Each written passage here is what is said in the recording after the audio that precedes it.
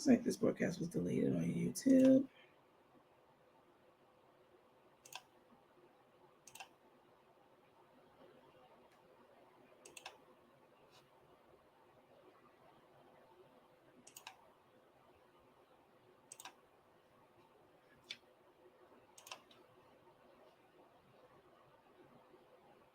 Hey, y'all, come on in.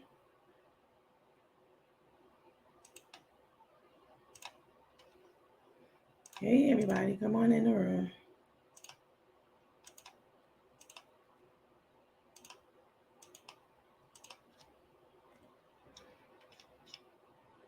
Name changes to you. Destination and re-add it. Hey, y'all, come on in the room. We apologize about the tardy, but we had some technical difficulties, but yeah, we're back. Sure, she took my.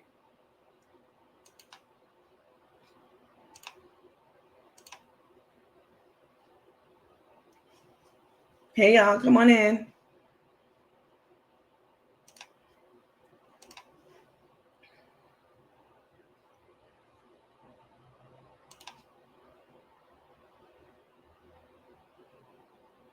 Hey, everybody, come on in the room.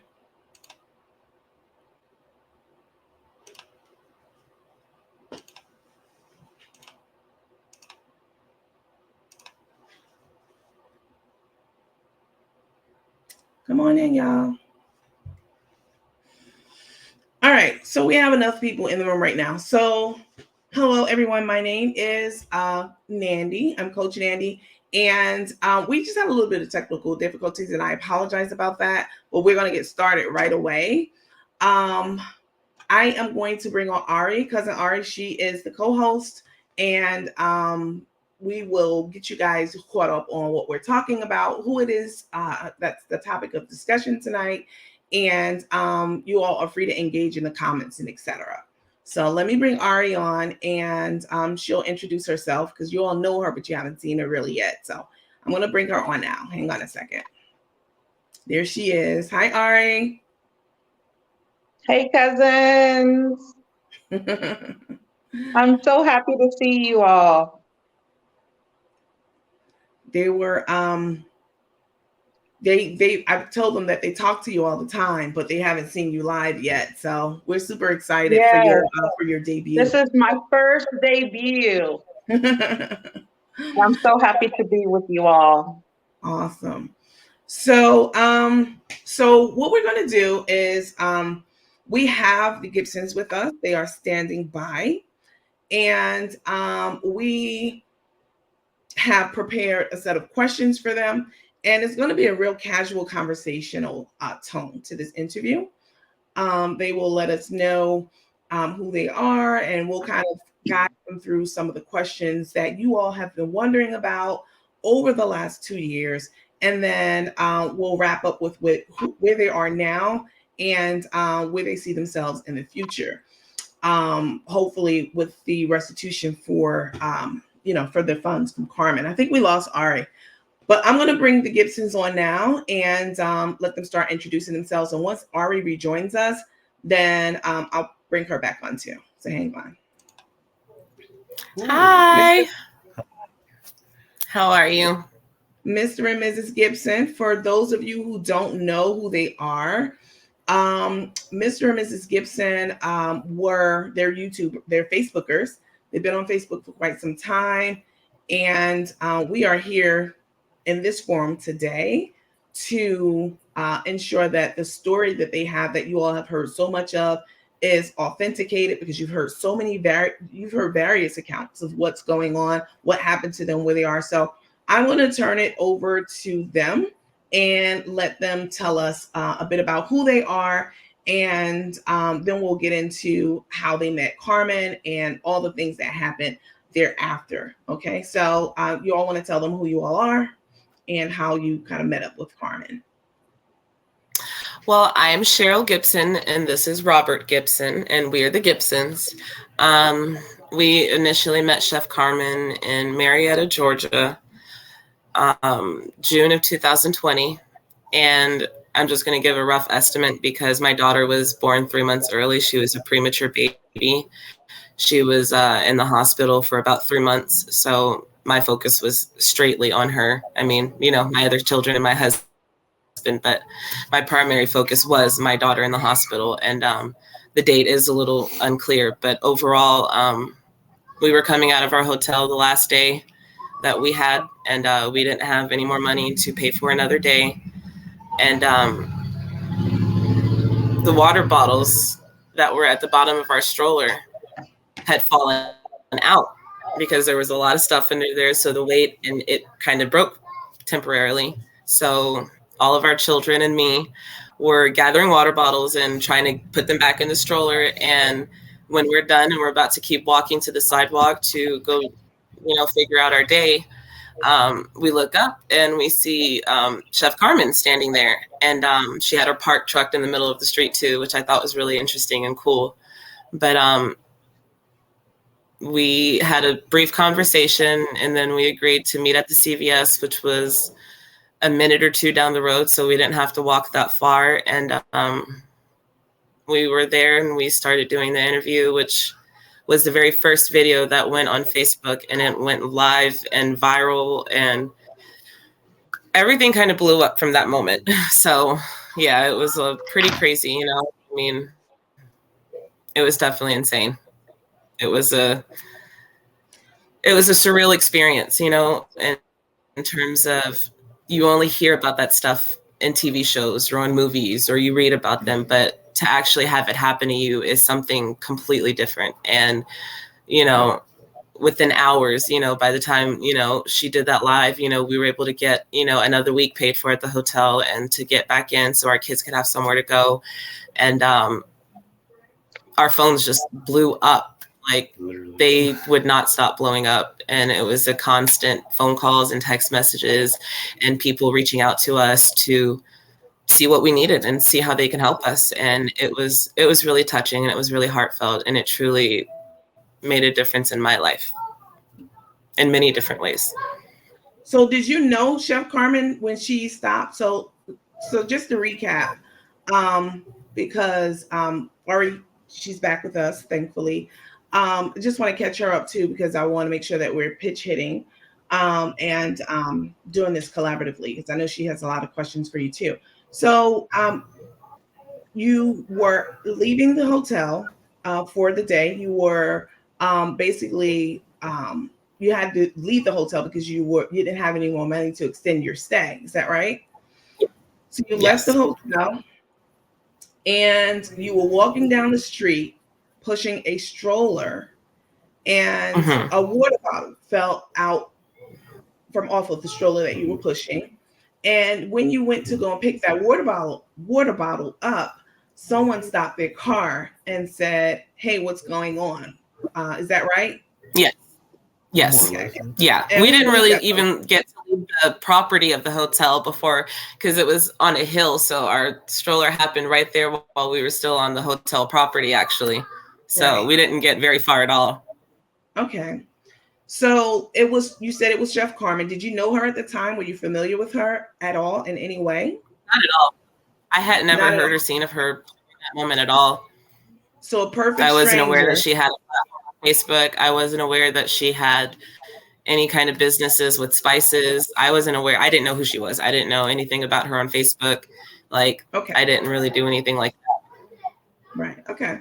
So you stopped, and she said, "Where are you going? What are you doing?" Obviously, you all had all of your life's possessions with you, right? So you look like you may have been, respectfully, you look like you may have been in distress, right? Yes. Carrying all of your life possessions. And Carmen saw this, that here's a family in distress. Let me stop.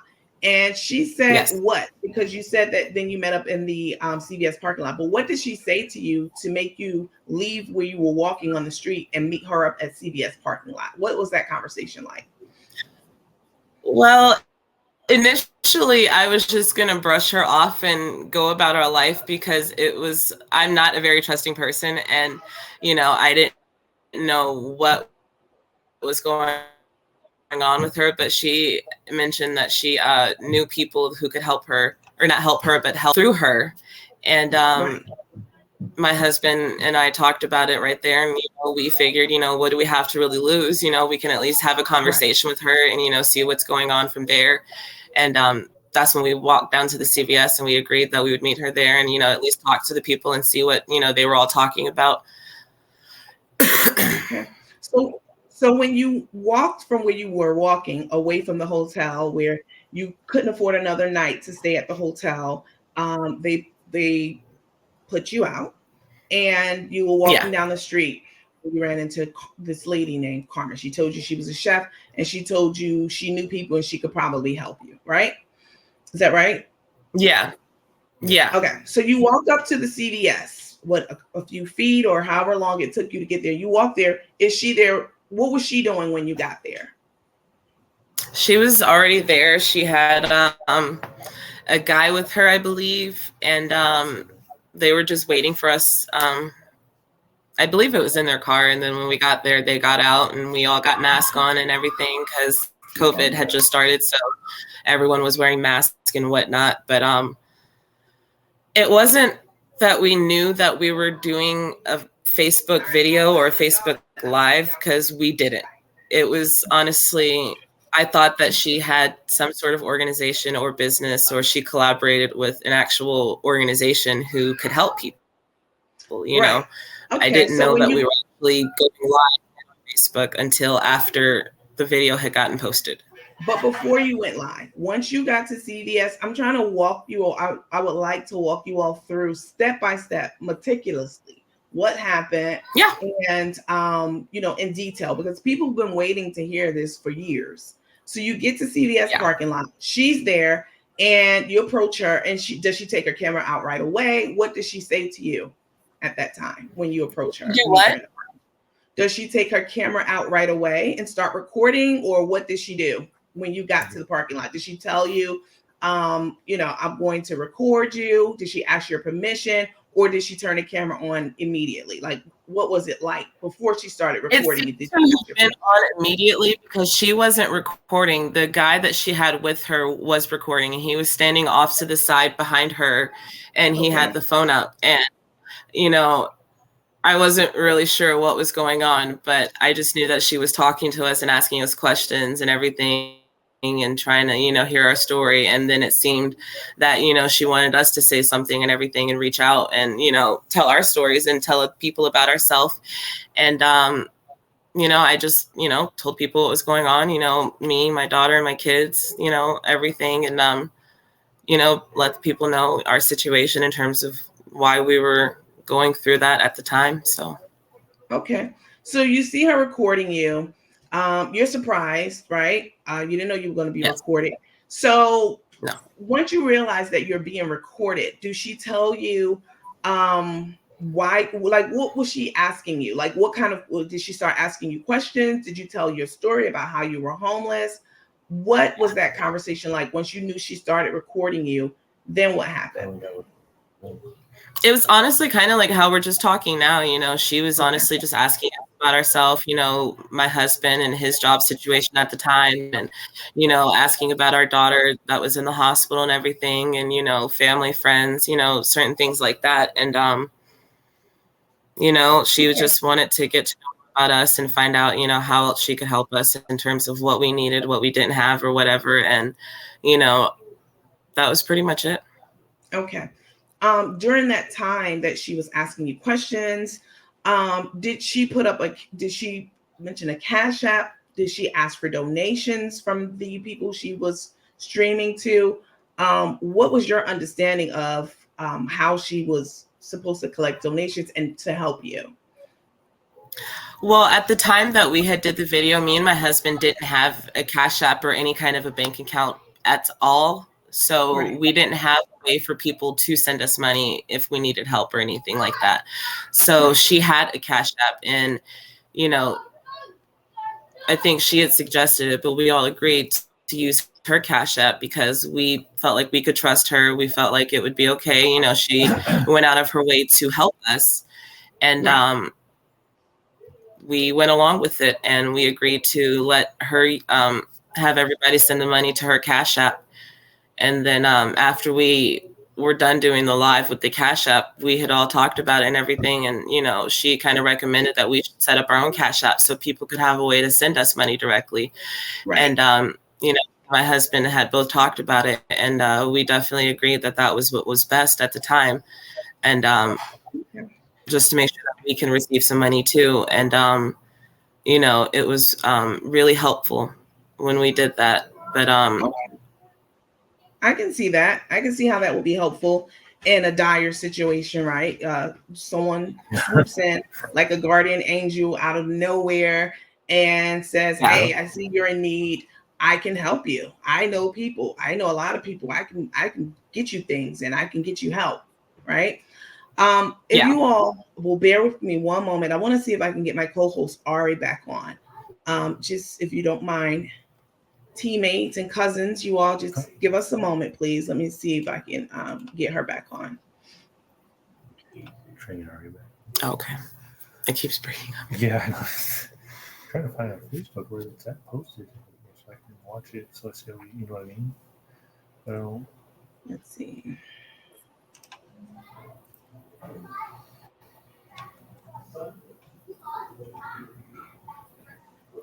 Yes. All right. Okay. Hopefully she'll rejoin us in just a few moments.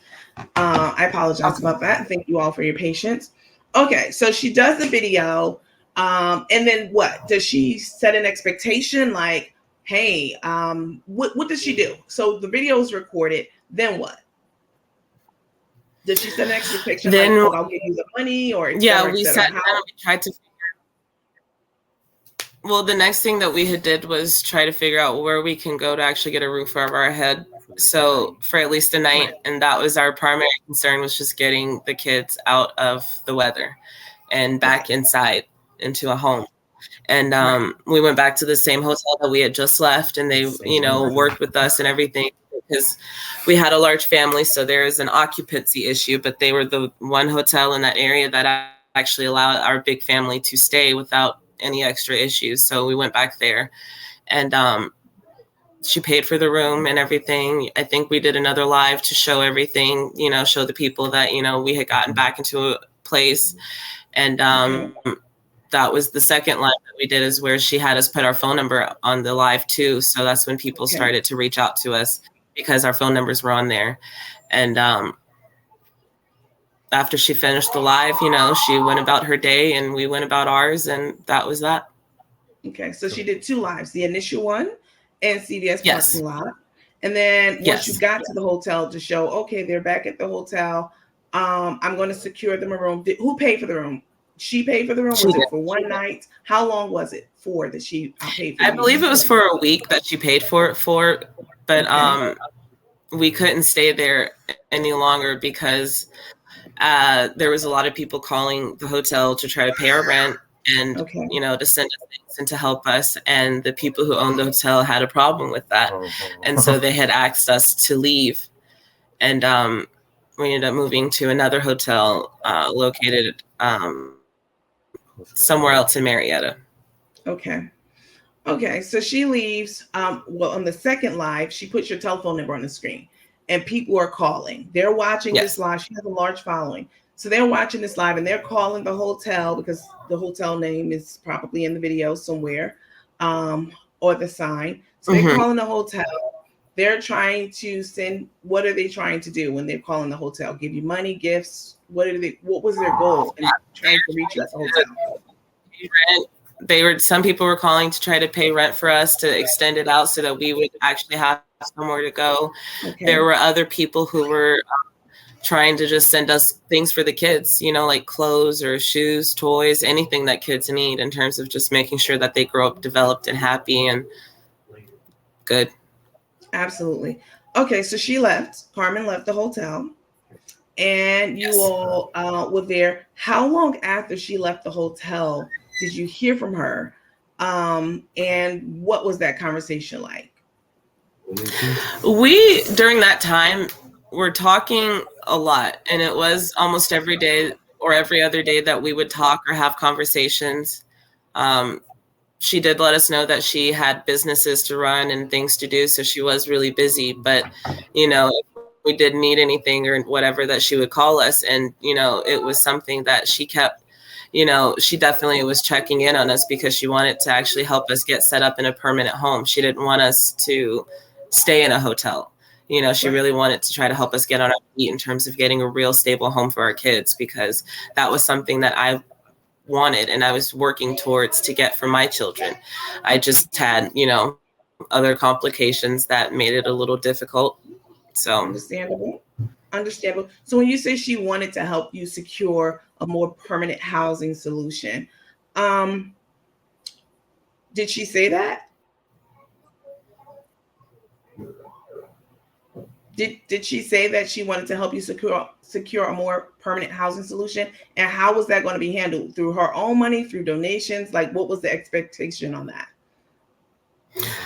It was honestly understood that it would be through the donations that, things would happen. We had to do the footwork ourselves in terms of trying to find somewhere that we could go and afford and everything, and to let her know what was going on. Okay. But we're more concerned about our housing situation current at that time. Okay, understandable. All right, so she's checking in. She's calling to say, hey, just calling to see how you're doing. When is it that you knew that Carmen was actually receiving donations on your behalf to her Cash App? And after you found that out? Yes, I did. Okay, how did you find that out? Well, we knew because of the video, where the first live that we had did, where she had put the Cash App up there, and we knew that people were sending her money for us, and she was supposed to, I guess, have kept all of that together for us. And that's pretty much how that money situation worked with her. And we created our own Cash App. Okay. Did you create your own Cash App when you got back to the hotel? Like, how was that? Because I know you didn't have one initially, but once you said, okay, donations are going to start pouring in, did you create a Cash App at that time? Yeah, we did it once we finally got back to the hotel room after the second live was done. She left, it was just us. And, we turned the TV on for the kids so that they can watch something, got the kids settled, just put our stuff in a corner. And me and him just sat down in the corner, and we just started talking about what do we do now and what should we do. And, we did decide to go ahead and set up the Cash App. So we both downloaded on our phone, and he set one up and I set one up. And we ended up letting Carmen know about it. So there was another live where we actually, I think, let people know that we had a Cash App. Okay. So who went live to do that? You and your husband, or was it Carmen doing it on your behalf? No, it was just Carmen, because at that point I hadn't even had a page to do anything. So I wasn't setting anything up on live to do anything. It was all through her. Okay, I understand that. So Carmen did another live and said, hey, they have their own Cash App now. You can send money to them. What did she say? Is that the way it went? Pretty much what she said. She didn't really seem to have a problem with it at the time. Okay. All right. So now they have her Cash App, and they're sending in donations prior to you all saying, hey, we have one now. Did you start receiving donations to your Cash App once you went live? Yes. And me and him both did. Okay. Yes. So you started sending Cash App. Because when we had put our phone number out, people were able to call and text us. So we started letting people know who called us and texted us. They asked if we had a Cash App. We were finally able to say, yes, we did. And so that's how people started to also send us money to our own Cash Apps. So do you believe that, hold on a second. I'm still trying to get Ari back in the room. I apologize. Give me one moment, please. It just breaks up a little bit.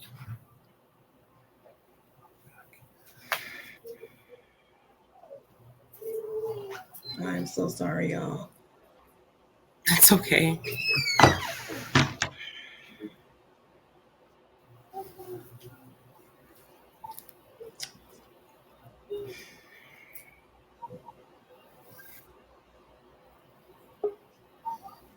And maybe her just joined. Let me see. Let's see if she's on that. Yep, there she is. Okay. Okay. So you gave your Cash App, and people started sending donations to you. Did Carmen say that she was going to? What did she say about the donations that she had already received on your behalf? How was she to handle that? Did you ask about that? How much was that? So tell me about that. Well, at first we had definitely agreed that we didn't want her to send us the money just yet. We wanted to wait a little bit until we knew more about where we were going to be, because we didn't want to have all that money sitting in our hands and we were homeless. You know what I mean? So we didn't want to just like get greedy and just spend it and waste it. So we wanted to make sure that, you know, we knew what we were going to do before we did anything with it. And then at some point I let my husband deal with that aspect with her, to where he was trying to figure out how that would work. And you know, that's how it worked. Okay. It was kind of between the two. Okay. So you said, you know what? We know that you got donations for us. Just hold on to it until we get somewhere more permanent, and you know, we can use the money at the time. Do you know Yes. roughly how much money it was that she had collected on your behalf at that time?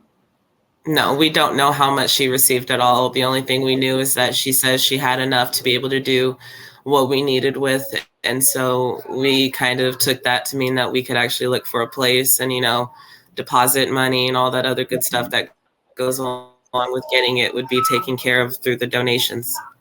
Sure. So she knew that you needed a more secure place of residence, as you shared with us. So when she said, well, you have enough to do what you need to do, um, are we to understand that that means that you deduced that since she knows we want a permanent home, she's letting us know that she's collected enough donations to satisfy that? Is that what you were thinking? Yes. Okay. So, all right. So she has the money. You guys are probably still getting Cash Apps in. Did you Yes. ask her at any time how much was how much it was? Like, why didn't you know how much there was? Was she not providing you with an update? How was the balance or the donation total communicated to y'all, if it was ever? It never really was communicated to us. I asked a couple of times, but like my wife said, it was more just there's enough for what you need. Just know that, and that was pretty much Okay. it. And like my wife, Okay. we were homeless, so we didn't want to break the hand that fed us either, if that makes sense.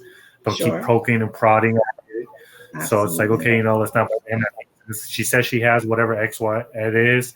That's what it is. Yeah, whatever we she didn't says. want to harass and push her for it, and possibly, you know, the off chance that she wouldn't, you know, try to help us get a home. So Right. we just, you know, let her take the lead in the situation. Yeah. And because she was already a pro at it in our eyes, you know, I felt that it was something that was actually going to be a good thing and help us.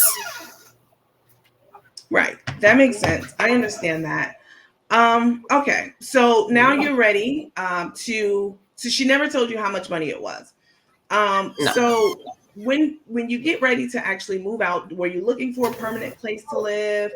How Yes. how did that? Okay, so you were looking for a place. Did you find a place and then you asked for your money, or how did that work? So she had your money, she was holding on to It it. was a blessing from God, because even though I had been looking in Georgia to see if I could find anything that we could get and qualify for, because Georgia also has the occupancy thing, so 2 heartbeats per room. And that was a challenge because not many places had 4 bedrooms, and we were such a large family. We needed the bedrooms. I didn't want a chance getting in trouble on any level with that. Right. But one of the lives that she had done, someone had reached out to her on Facebook, and she had her team reach out to them and start talking to them about it and everything. And that's how we actually ended up in South Dakota. Okay. Where we are actually. Yeah, because It was initially, actually, obviously, I'm sorry. it was a true blessing. Like I said, someone had reached out to us about this place. Right. Okay. So you find a place in South Dakota. Do you communicate this to Carmen and say, "Hey, we found a place. We know you've been holding on to our money, and we were okay with that because we were in it to have it in a secure place until we were ready to move." Yes. But We know Chef Carmen was the one who had actually found the place. it was Chef Carmen, and then her assistant Tammy had talked to the lady briefly to kind of set up some things about the move and figure out exactly what the situation was going to be. And that's when we found out that the apartment was supposed to have been rent-free for a year, and we wouldn't have to worry about paying rent or the utilities of it, and we could actually just kind of sit and, you know, heal and get ourselves together for ourselves and our children. And after everything we had just been through, to just kind of like breathe and relax a little bit. Absolutely. Okay, so Carmen, I don't know how how did she find the place? Did she know the people? Like, why was she part of that process? The lady who reached out to her had seen our live, and she had seen us, and she told me that our story had touched her heart, and she wanted to reach out and see if she could do anything to help. And she had a friend who was going to be moving, so you know, the apartment was going to be open, and it was 4 bedrooms, 2 baths. It was everything that I had been praying for. Right. I apologize. I know I look distracted. I'm trying to help Cousin Ari get back. No, you're fine. It keeps pausing a little bit. So, okay. So she finds this place, and you all are ready to move. Moving is expensive. Even if you don't have a bunch of furniture, etc., you still have the trip itself, right? It's costs money. So did you communicate to how? Well, let me not ask for the leading question. So now you're ready to move. You're ready. You found your place. You are, you know, South Dakota bound. What do you communicate to Carmen about the monies that she had collected and was holding for you? I believe at that time my husband had actively tried to figure out what was going on with that money, but there was a situation when we had gotten the van. Some people again had reached out to her through the lives and through her team through the lives for us, and they wanted to donate a car to us, and it was completely free, but she had to bring the car to Georgia for us. They were in Michigan, and she had covered the whole trip through our donations. So the gas that they needed, hotels, the flight back was paid for through our donations to get the car to Georgia. Okay. Through your donations that Carmen collected for you? Through her donation collection for us. Okay. So she's paying for flights. She's paying for rental cars. And you all are okay with this at this time? Because how are you feeling? Are you feeling like, okay, she's holding my money, like she's the fiduciary? But what are you all thinking? Like, okay, we're adults. This is what I would be thinking, and this is how I'm thinking. And you tell me if this is correct or not. So she has your money, and she's giving you what, like an allowance to get things? Like, how is that working with you all traveling out of state now and ready to have your own money in your hands? Did you ask for all of it, or? At that time, I remember, because I know that we were still in the Marietta Hotel in Georgia, the Economy Hotel, the second one that we had moved at. I remember her and Stephanie had came to our door, and I don't even know if they had, I think they may have called to let us know that they were going to be coming by, but she pretty much told us, you know, there's not much left, and there's about $1,000 left that we would like to use to feed the homeless. And, you know, we said, okay, well, you know what? We have everything we need. You know, we had money on our Cash Apps, so we weren't going to be all greedy about it and be like, oh, no, I want that. And because I felt like it was for a good reason, I was okay with her keeping it to use it to feed the homeless. Okay. So Carmen said, hey, bye. You're saying your goodbyes. It's nice to meet you. You know, I've set everything up for you in Dakota, in South Dakota. And hey, by the way, there's only $1,000 left of your money when you ask for it. And can I keep? Yes. You said that she said, hey, can I keep that $1,000 that the donor sent in for you and donate it to the homeless? Is that what she said? She wanted to hold on to $1,000 of your donated money and donate it to someone else. Okay. Yeah. All right. That's what so you said yes because I'm sorry. That was agreed upon, and then shortly after that, once me and him had finally made the decision to move out of state, we were getting everything set up. We were making arrangements. We also ran into complications at the hotel we were staying at because our daughter had finally come home and there was a letter that we needed to send off to the electric company in case of a power outage. We would get top priority because she got sent home on a heart monitor. Her heart rate kept dropping and couldn't hold her heart rate properly. So she needed to constantly have a power source for her heart monitor machine. And they felt like much of a liability on their part, so they did not want us to renew our rental agreement there. So that kind of forced our hand a little bit with actually deciding to move out of state. And we ultimately, definitely started to get everything ready in terms of packing. She cashed up us some money so that we can get boxes, a U-Haul, get some of the things taken care of for the van so that we could be ready to go to drive out. And I remember having a conversation with her to where she told me that once we got to South Dakota, she was going to give me the rest of the donation money that people had sent me. And that's when I started to wonder what was going on and exactly what was she doing and how much did we actually receive, because I was dying to know. But at the same time, she also had just asked me a few weeks prior if she could keep the last of the money. So if I'm supposed to receive more money, then how is that possible? Right. That's right. Okay. So you have an emergency. You have to move to South Dakota faster than you thought you would. You said that Carmen paid for how long? What was the understanding of how long she actually paid for you to live in that apartment in South Dakota? What was the initial understanding? It was supposed to be for a year. Okay. Okay. How much was the rent each month? It was initially $850, I believe. Okay. So she said, okay, your rent's $850. Does that include utilities, trash, garbage? Is that all inclusive? No. Okay. No. So she paid for your rent and utilities for what, a year? At least that was the understanding, that she would take the money donated and pay for your rent for a year so that you can get on your feet. You're not in the street. She said you had enough to cover that, etc. Right? That was always her response to you, from what I understand. Like, you have enough. Don't worry. I mean, from what I'm interpreting, don't worry about what the balance is. Don't worry about it, sweetheart. Don't worry about that. You have enough, and I'm going to take care of it. Right? Okay. So you get to South Dakota, and you get to the apartment complex, and then what happens?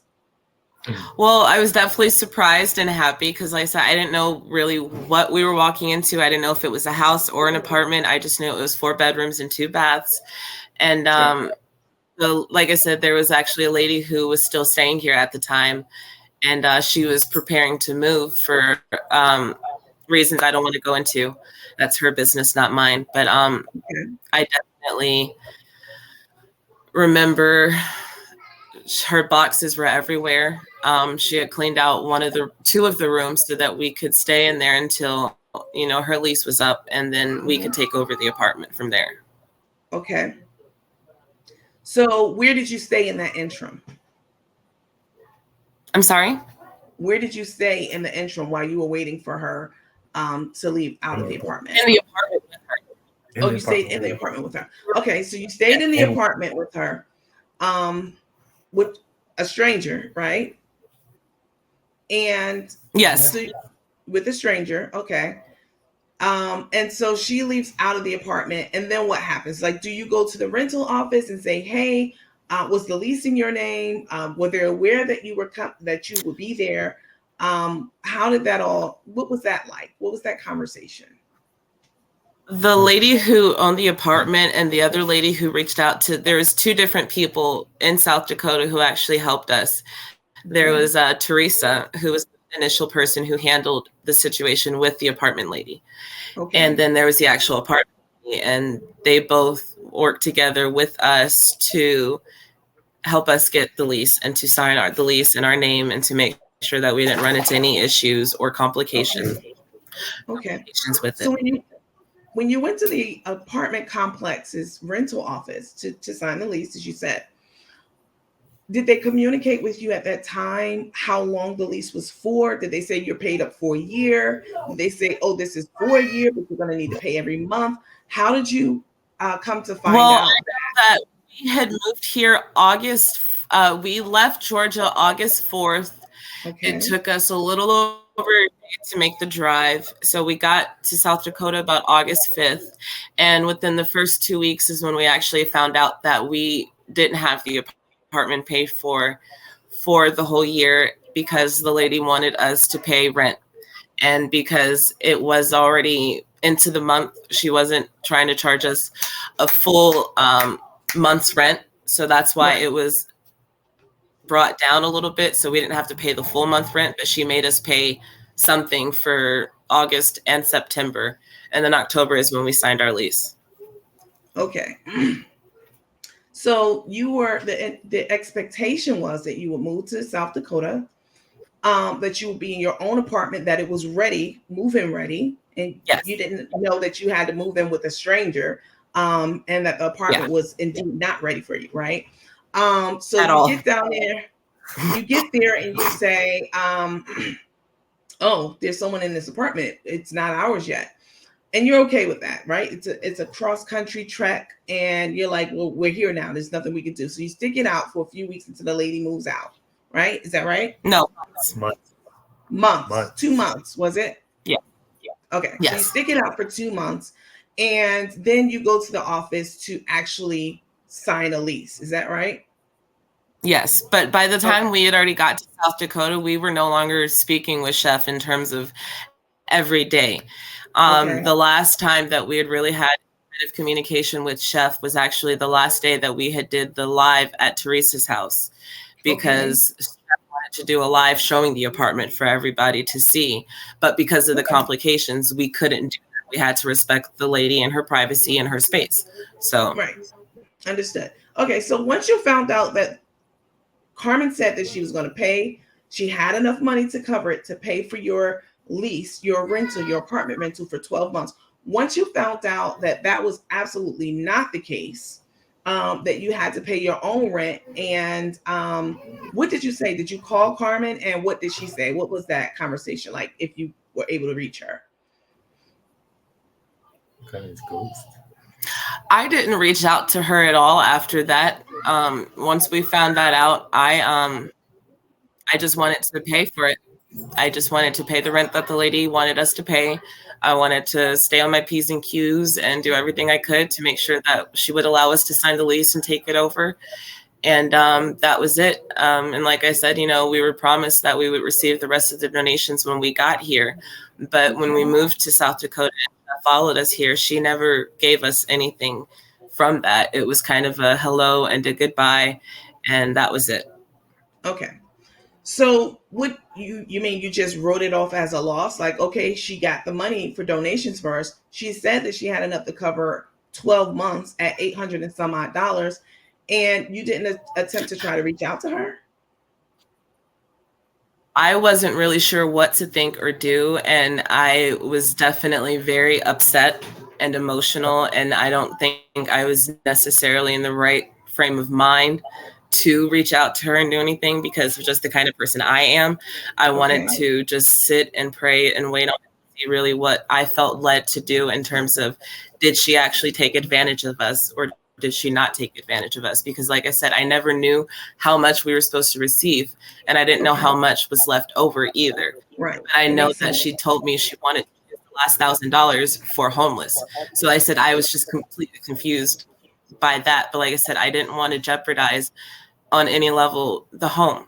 You know what I mean? Like I said, that was my main focus. Is like I said, I am truly grateful and thankful to Chef for everything that she did do, because if she hadn't gone out of her way to help us, I don't know how much longer it would have taken me to get a home, to get stable, to get what I needed for my kids, so that we can just be happy and not have to move around a lot. And like I said, when we were in Georgia, she let us know that when she helps people, she doesn't really communicate or talk with them after she helps them. She kind of goes on about her life. And we all knew that that was going to happen. We knew that once we got to South Dakota, there wasn't going to be any more real contact or communication with her. So. Okay. All right. So you didn't have any more communication with her. She had already set that expectation, right? That I help people, then I am gone. I cut off ties with them. So was there any point in time where you tried to reach her at all once you were in South Dakota? Like I said, I had debated about it, and between my husband and the admin teams that I had established for my page, just talking to them and using them kind of as a group therapy to figure out if, you know, what should I do? What do you guys think about the situation? And I don't remember exactly when, but I believe it was before we signed our lease in October, because Chef then turned around and made a video that I think she took down, but she pretty much bashed us in that video, saying that we had more than what we needed. Don't send them any more stuff. Don't do anything, and just all kinds of other craziness that I don't remember exactly everything, but I just remember hearing those words and seeing that, and I was very upset. And I didn't want to reach out to her after that. There was nothing that I could ask or need for her from that point on. I didn't want to talk to her. Understandable. Absolutely. So she made a video to her followers on her page, saying, don't help them anymore. Don't send them anything. I don't know why anyone would say that about a family who's homeless, even if she had received $1 million. As long as people want to give, it should have been okay, right? So she goes on and says, don't help them, don't send them anything. They have everything they need. And said she even brought into the conversation in the live about how we started when we didn't have anything but a few bags, and that it took a U-Haul for us to move by the time we left Georgia. Like, she literally went in on our situation and on us to the point that, like I said, I didn't feel that there was a need to reach out to her for anything, because I was still very upset by the other stuff. I didn't feel like added up. And after she made that video, like I said, I didn't know what to think or do. So. Okay, understandable. So I think everyone has a good idea of how this started and how it progressed. What do you estimate is the total amount of gifts, donations, etc., that Carmen received on your behalf, but didn't give you, just based off of the volume of individuals who were commenting on her page and the rate at which things were coming in once she put her information up as Cash App? What do you think a good rough estimate is for the amount that she received in cash donations for you? In terms of what she received, I honestly don't know. I know that in everything that she had to have paid for, she had to have had at least $10,000 to $15,000, maybe 20. But like I said, I'm not exactly sure, because she did send a lot of it to my husband's Cash App. Right. Okay. So you haven't spoken to her at all. Has she reached out to you recently at all? Have you heard from her? Has she been trying to make contact when she knew that this video was going to air? I don't even have her number anymore. Okay. Well, do you have the same number, or do you have a different number? You probably have a different number, but you are on Facebook and social media apps, so there are ways to contact you other than a telephone number. Yeah. Nothing. Well, I think that a lot of us understand. We have the situation at hand. We understand what you're saying, where you're coming from. And you feel like even though you don't know the amount of money that she received, she at least had enough to pay your rent for a year, which is what she said. And that didn't happen. So we know at least that portion of the money was never refunded to you or given to you at all. Like that, we know for sure she kept that amount of money. Is that right? Yes. Okay. So what would you like to say to Carmen if she's watching today, right now? She is, I'm sure. What would you like to say to her? The only thing I would really like to say is that we aren't doing this live in any way to slander her name or her image, because what she did is between her and God. Only she knows the truth. her team knows the truth and God knows the truth. I said, I don't know what happened, how much. And like I said, we were in such a humble situation where we didn't want to do anything that turned the situation in a way that we couldn't get the home that we wanted to, any kind of a home.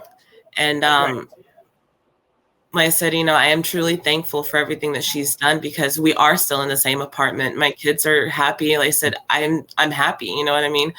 I don't want this to happen to someone else. Getting the money back, honestly, isn't my primary concern as much as it is making sure that she doesn't someone else. I really feel like if she did do something that was fraudulent in terms of keeping more of the donated money, then, definitely something needs to happen, but I don't know what I could do to actually help that. Yep. I think that is a great attitude to have. Only she knows and God knows what she did. Oh, well, we do know also. We know that she said that she had enough to cover your rent for a year, but she did not do that.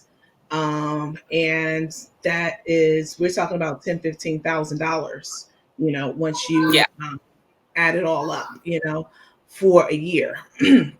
So I would like to open the floor up to some questions that some of the viewers may have, and to see, whatever holes that we may have missed, etc.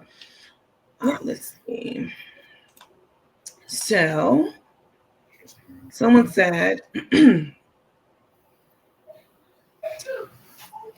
are they still homeless? Are they still homeless? Are you still homeless? Oh, no, we're not. We're in a apartment still, the same apartment. I would show it to you guys, but it's a little messy, so.